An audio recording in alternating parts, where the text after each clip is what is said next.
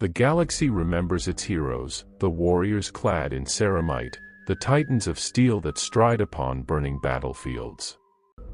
But it does not remember the farmers.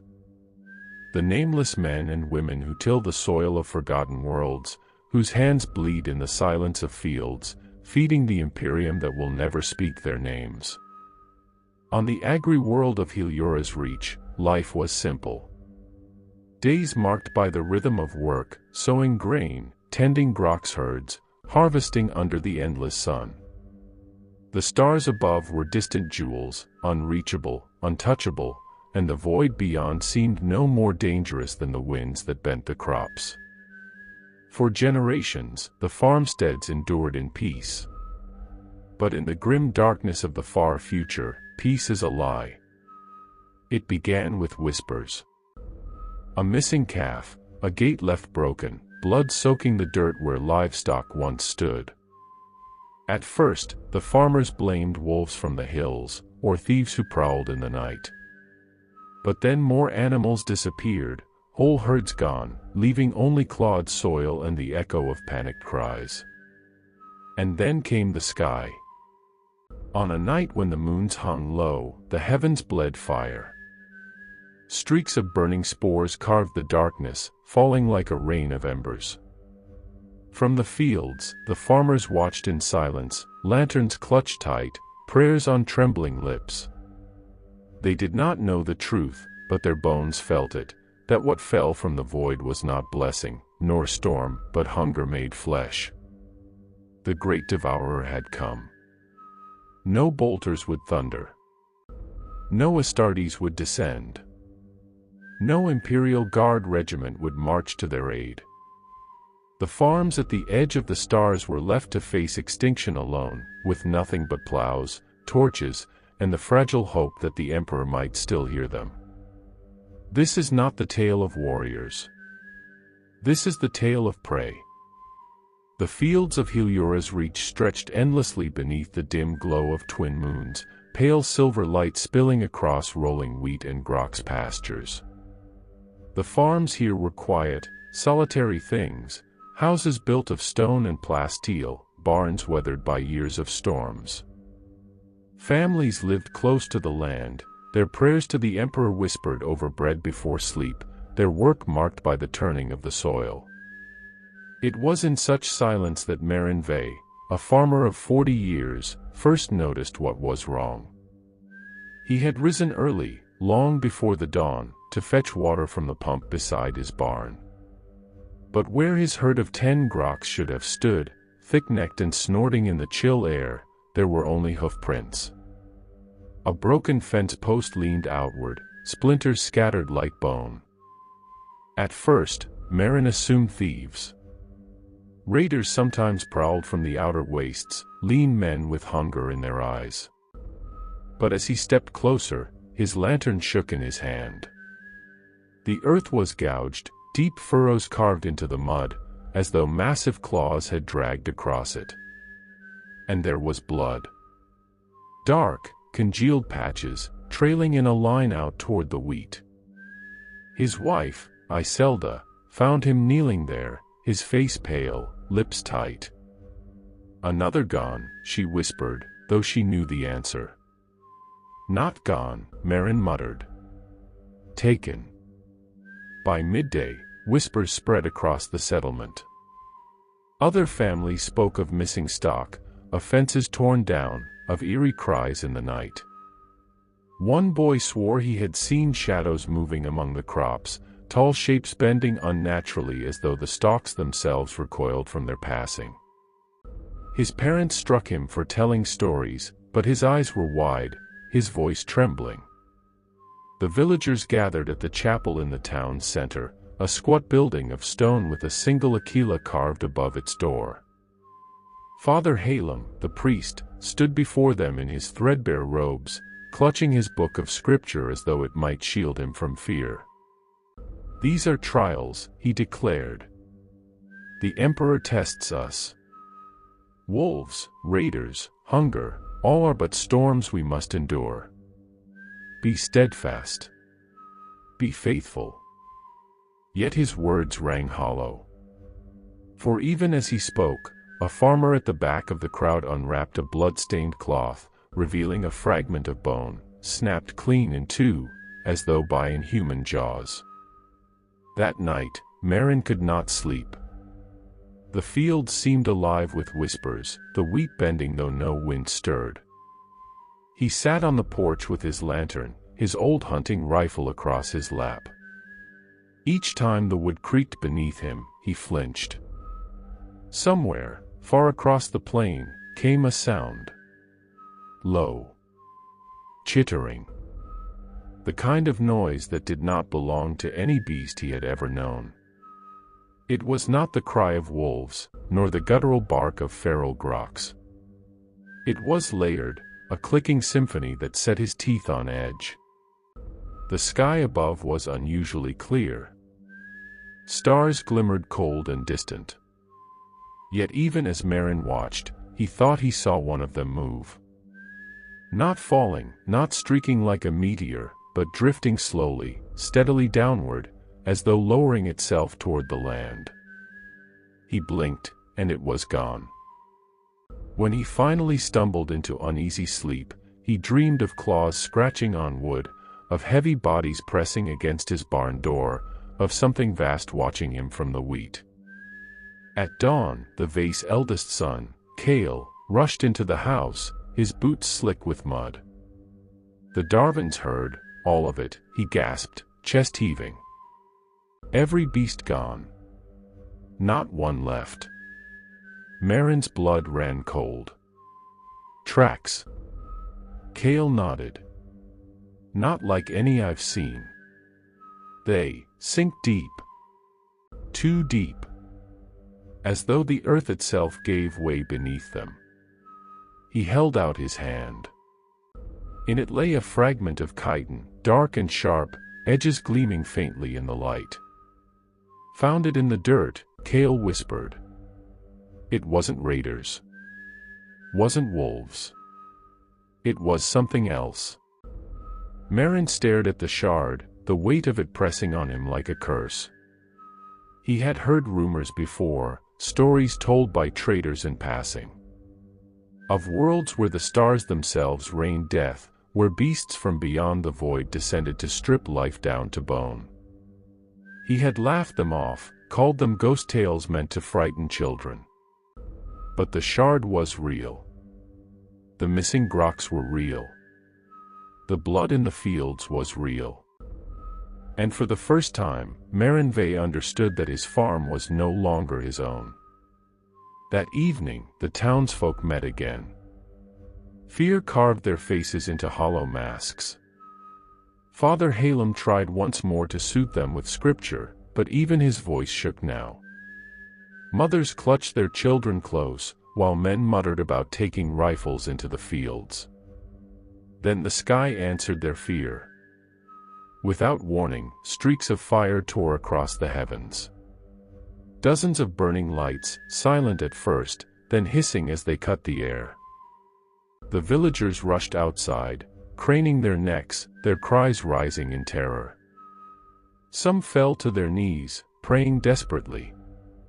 Others ran, as though there were anywhere to go. The streaks multiplied, falling faster, closer.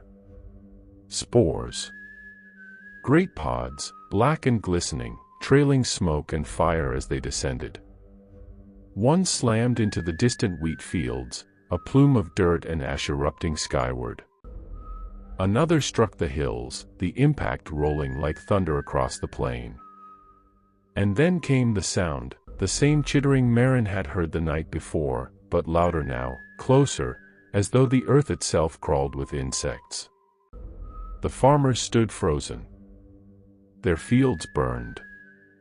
Their herds were gone. And in the shadows beyond the smoke, something moved.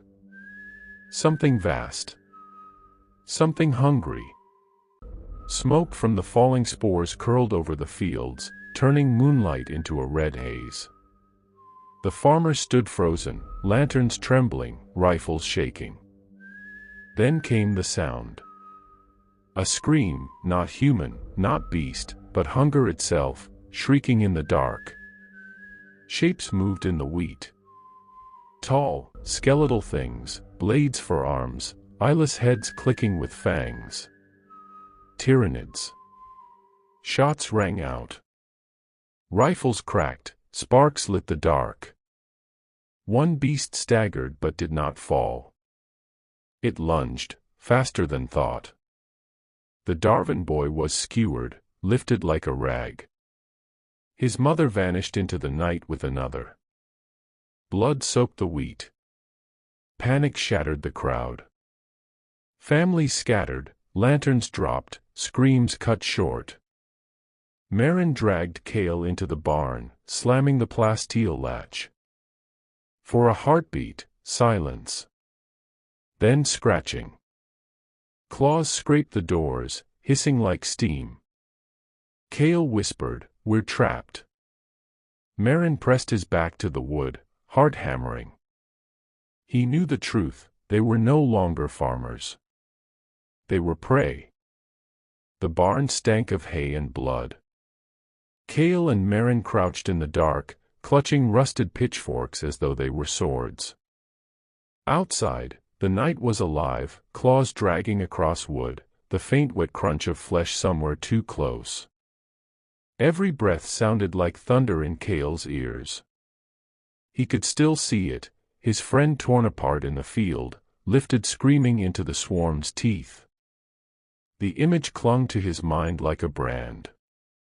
Something scraped overhead. Dust rained down as the roof groaned under a heavy weight. A long, thin claw pierced the boards, groping blindly. Marin shoved Kale aside as the tip slashed inches from his face. The thing above hissed, frustrated, before pulling back. Then silence. The silence was worse. Kale whispered, "They're waiting." Marin's jaw clenched. Farmers knew predators. Wolves, razor wings, even orc raiders, you could scare them with fire, or fend them off with enough guns. But these weren't raiders. These weren't even animals. These were hunger made flesh. A low vibration trembled through the floorboards. Something massive moved outside, circling, sniffing. The smaller ones were scouts, Marin realized. The true killers were coming. Suddenly, the latch snapped. The doors creaked open, not kicked, not smashed, but gently, deliberately, as if mocking them. In the pale lantern light, Kale saw a face. Not human, not beast. A skull stretched with needle fangs, eyes like pits of oil. Behind it, more shadows shifted, limbs unfolding, mouths dripping with venom. The boy's pitchfork clattered from his hands. Marin grabbed him, dragging him deeper into the haystacks. "Don't look. Don't breathe." The first Tyranid stepped inside, claws gleaming. It sniffed the air, each breath rattling like rusted iron. Another slithered behind, then another. Their bodies filled the barn, blotting out the light. Kale squeezed his eyes shut. He wanted to scream, to run, but he knew, movement meant death. Marin's grip tightened on his arm. The farmer's voice was barely a ghost. "They're not hunting for food. They're hunting for us." Outside, the swarm answered with a chorus of hisses. The barn had become their cage. The barn doors stood open now, broken from their hinges. Kale and Marin crawled through the back window, dropping into the wet soil of the fields. The night air was thick, humming with a distant chittering that rolled like thunder. Moonlight revealed the devastation, the crops trampled flat, irrigation ditches turned crimson. Cattle carcasses hung in pieces, stripped to bone. The farm, their home, looked like a battlefield. Marin's instincts screamed to move fast. He pulled Kale toward the silo, the tallest structure left standing. If they could climb high, Maybe they'd spot survivors. Maybe. Halfway across the field, Kale froze. He pointed. Shapes crouched among the broken stalks. Small at first, hunched, insectoid, crawling on too many limbs. Dozens. Their heads snapped toward the humans in perfect unison. The swarm surged. Merrin shoved Kale ahead. Run! The boy sprinted, lungs burning, as the field erupted behind him. Creatures darted low, impossibly fast, slicing through the crops. Claws shredded the earth where his foot had been seconds earlier. They reached the silo ladder. Kale scrambled upward, hands raw, blood smearing the rungs. Merrin followed, swinging his old rifle from his back. The weapon was antique, hardly fit for war, but it roared once, fire spitting into the night. One Tyranid jerked, shrieking, before tumbling into the dirt. The rest did not stop. By the time they reached the top, the swarm was climbing too, claws biting into steel. The ladder shook violently as bodies piled below. Kale's chest heaved. He could see the hive city lights faintly on the horizon, distant, unreachable. Between them and safety stretched only monsters. Merrin looked down at the seething tide. His rifle had 2 rounds left. Not nearly enough. He clenched his jaw, spitting into the wind. "They'll eat the stars before they're done," he muttered. The silo trembled. A larger shadow rose from the fields, towering, hulking, with scythe arms glinting like polished bone. Its screech split the sky. Kale's hope died in his throat. This wasn't just a swarm. It was an invasion. The silo swayed under the weight of claws and bodies scraping upward. The air stank of blood and acid, every breath a punishment. Kale clung to the steel railing, knuckles white, while Merrin steadied his rifle like a relic from another age. Below, the swarm was endless. Pale hides shimmered in the moonlight, eyes burning like coals in pits of bone. Their clicking mandibles echoed up the silo, a hideous chant of hunger. Merrin fired. One beast fell. Another clawed up to replace it. He fired again, the blast flashing across Kale's wide eyes. Then silence, the rifle was empty. The old man didn't curse. He simply dropped the useless weapon, gripping his knife instead. A farmer's tool, chipped and dull, but it would have to do. Kale whispered, trembling, "They'll tear us apart." Merrin didn't answer. He pointed toward the far horizon, where faint flashes lit the clouds. Orbital fire. Imperial strikes. Hope, maybe. Or just another storm of death. The steel beneath them groaned. A massive claw punched through the wall of the silo. Another followed, slicing it open like cloth. The larger Tyranid, the one with scythe arms as long as men, began to climb, its scream rattling Kale's bones. Merrin grabbed the boy's shoulder. "Listen to me. If I fall, you keep moving. Find a hole. Hide deep. Don't stop until you hear no more voices." The boy shook his head, tears carving lines down his dirt-streaked face. "I can't." "You can. You will." The wall buckled. Grain spilled like blood into the night as the monstrous creature ripped its way through. Kale screamed. Merrin shoved him toward the roof hatch.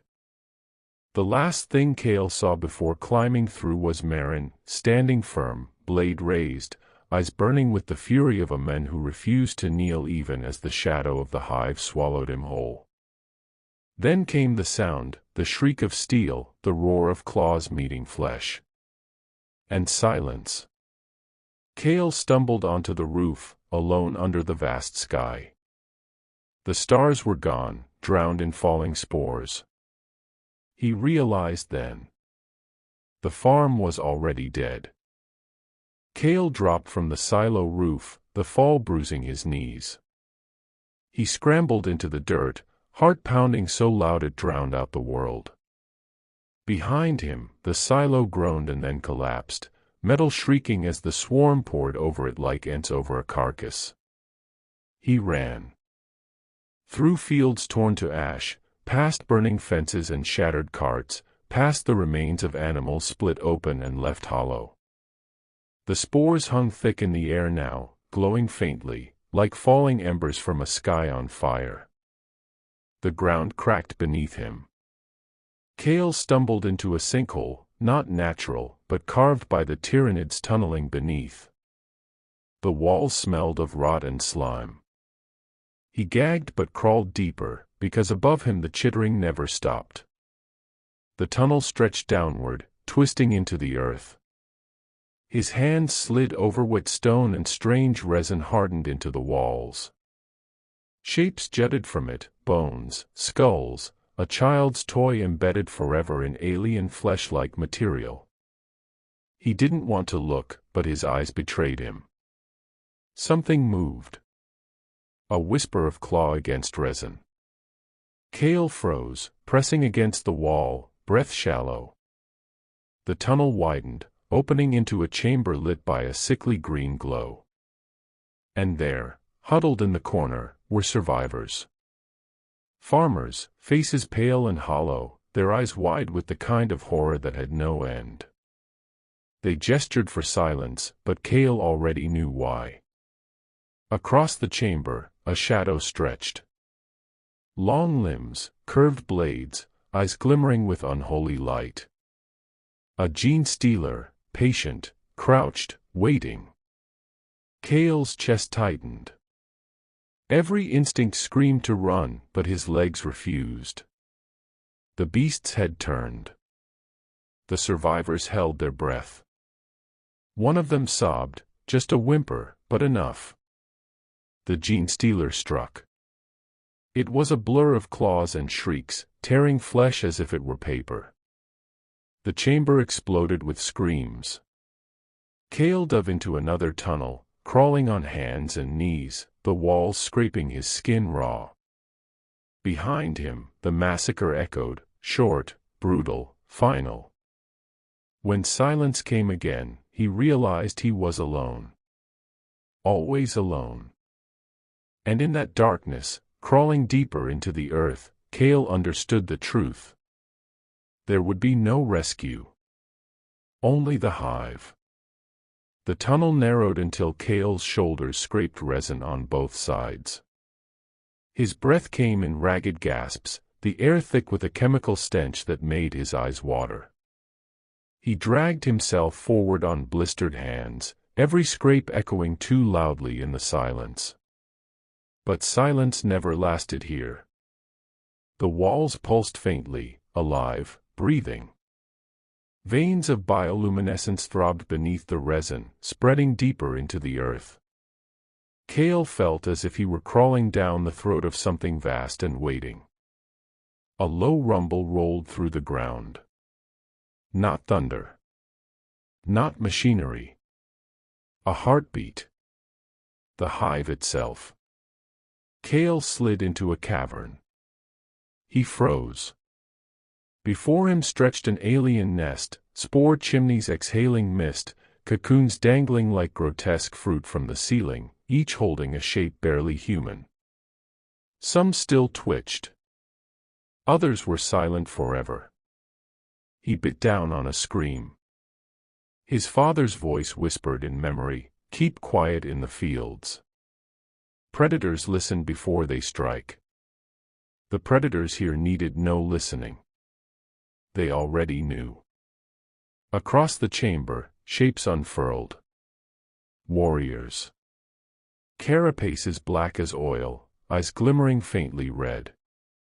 They moved with the purpose of soldiers and the hunger of beasts. A dozen heads turned at once toward him. Kale staggered back, slipping on slime, his foot splashing into a pool of acid that hissed and burned through his boot. Pain lanced up his leg, but he didn't stop. He scrambled up a mound of resin, hands raw, breath choking. The nearest Tyranid shrieked. The others answered. Kale climbed until he burst through a fissure in the wall, tumbling into another tunnel. He ran blindly, each step a bolt of agony from his seared foot. The tunnel shook as the swarm gave chase, their claws clicking against the resin floor, their breath hot and close.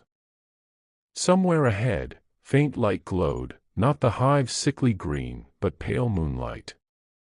A way out. A chance. Kale hurled himself forward, lungs burning, vision blurred with sweat and tears. Behind him, the roar of the swarm grew louder, the sound of 100 throats promising one truth. There was no escape. Still, he ran. Because running was all that remained. Kale burst from the tunnel mouth and collapsed into open air. The cold night hit him like a slap, carrying with it the scent of burning crops and ash. He sprawled onto soil that was no longer his farm's. It was twisted, blackened, alive with alien growths writhing like worms through the dirt. For a heartbeat, he lay there, staring at the sky. But the sky was gone.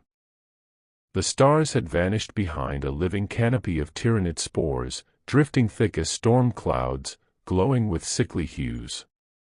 Shapes moved within them, wings vast as barns, shadows circling, waiting. Kale staggered to his feet. His leg throbbed with fire from the acid burn, but the promise of fresh air kept him upright. Ahead, across what remained of the wheat fields, he saw it, a lone barn still standing, its wooden frame scorched but intact. A scrap of home. A place to hide. He limped forward, dragging himself through the charred stalks. Behind him, the tunnel erupted, claws and shrieks spilling into the night. They had followed. Always, they followed. Kale stumbled into the barn, slamming the door behind him though it barely hung on its hinges. The smell of hay and rot mingled in the dark interior. He crouched, trembling, clutching a rusted pitchfork as if it were a weapon that mattered. For a moment, there was silence. Then the wood groaned. Scratches carved into the door. A slow, deliberate pressure as something tested the weakness of the old beams. Shadows slipped through cracks in the walls, the faint glow of alien eyes glimmering. Kale gritted his teeth. His whole life had been fields and sky, plowing and sowing, tending the land with hands meant for building, not fighting. But the hive didn't care. The hive devoured. The door shattered inward. They came, sleek, bladed shapes, their shrieks splitting the air. Kale roared, swinging the pitchfork with desperate strength. It caught one across the head, staggering it, but 3 more surged past, claws slashing, jaws snapping. Pain tore through him. He fell, the pitchfork clattering into the straw. As the swarm closed in, he looked upward one last time through a hole in the barn roof. For a second, he imagined the Emperor's light piercing the clouds, burning away the swarm, saving the fields, saving him. But there was no light. Only spores. Only the dark. The last thing Kale heard was the sound of chittering, not the noise of a beast, but the chorus of a world already claimed. The farm was gone. The men was gone. Only the hive remained. By dawn, there was no dawn. The sky was an ocean of spores, thick as wool, choking out sun and stars alike. Where once fields of golden grain rippled across the horizon, now only blackened stalks stood, bent and lifeless, cradling shadows that slithered between them. The farm was not alone in its fall. Across the agri-settlement, barns, silos, and homes had been reduced to splinters and bone. Livestock were gutted and drained, their carcasses folded into mounds of resin that pulsed faintly with new growth. The land itself began to breathe, reshaped by the hive's creeping touch. No signal ever reached the wider Imperium.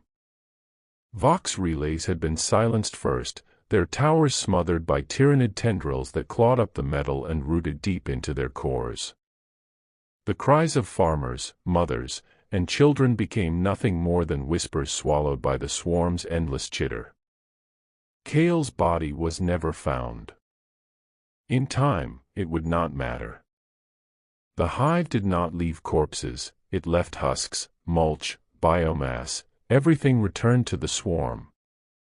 His fight, his brief roar of defiance, had been nothing more than another flicker of prey instinct, swallowed like a candle in the dark. Hours later, the hive pushed further. Spores cracked open into swarms of feeder beasts, their wings buzzing as they blanketed the scorched earth. Tunneling organisms churned beneath, breaking apart silos and dragging the ruins into the bowels of the hive's living structures. A horizon that once promised harvest now promised only consumption. By the time the first Imperial recon craft pierced orbit days later, nothing of the farm remained. What sensors found was not an agri-world but a feeding ground, veins of alien resin covering every square mile. The soil itself had turned black, slick, alive, the beginnings of a digestion pool. The crew of the craft saw only one truth and fled: the Tyranids had claimed another world. In the end, no statues would be raised for Kale or his people. No regiments would carry their names. The farm would never be remembered in song or tale. Their screams would never be heard beyond the spore-choked sky. And yet, for a fleeting moment, one man had run against the tide. One man had carried fear and fury to his last breath. It was not victory, it never could be, but it was defiance. But defiance is a whisper. The hive is an ocean. By nightfall, the settlement's name was erased from records, its fields erased from the stars, its people erased from history. Only silence remained. And in that silence, the swarm grew stronger.